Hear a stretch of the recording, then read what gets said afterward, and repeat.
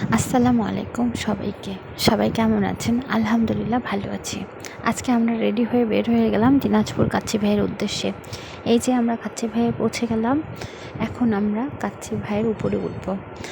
অনেক কথা শুনছি যে কাচ্চি ভাইয়ের নামে। কিছুদিন ধরেই অপেক্ষা করতেছিলাম কবে যাব। ফাইনালি আজকে চলেই আসলাম কাচ্চি ভাইয়ে। এই যে আমরা টুকটুক করে উপরে উঠে গেলাম, তারপরে ভিতরে ঢুকলাম। শুনছিলাম অনেক ভিড়, তাই আমরা একটু লেটে আসছিলাম। এই টাইমটাতে খুব একটা ভিড় ছিল না, ছিল সামান্য, তবে সিট খালি ছিল। আমরা যাই আমাদের টেবিলটা নির্ধারণ করে নিচ্ছিলাম কোথায় বসবো, দেখতেছিলাম কোথায় বসা যায়। তারপরে দেখলাম যে না, এখানটে ভালোভাবে বসা যাবে, যেখানটে রোদ নাই।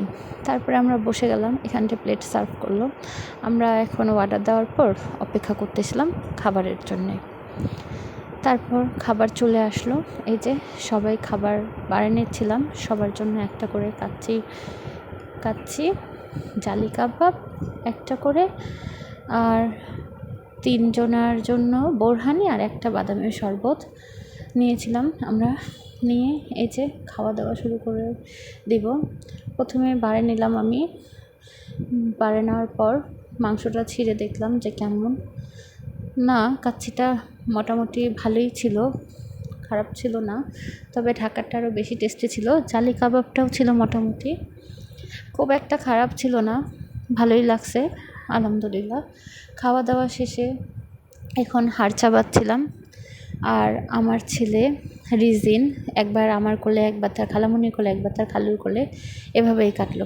এই তো খাওয়া দাওয়া শেষে এখন আমরা বের হয়ে যাব। সবাই ভালো থাকবেন, আল্লাহ হাফেজ। আর কে কে কাচ্চি ভাইয়ে গিয়েছেন আমাদেরকে জানাবেন।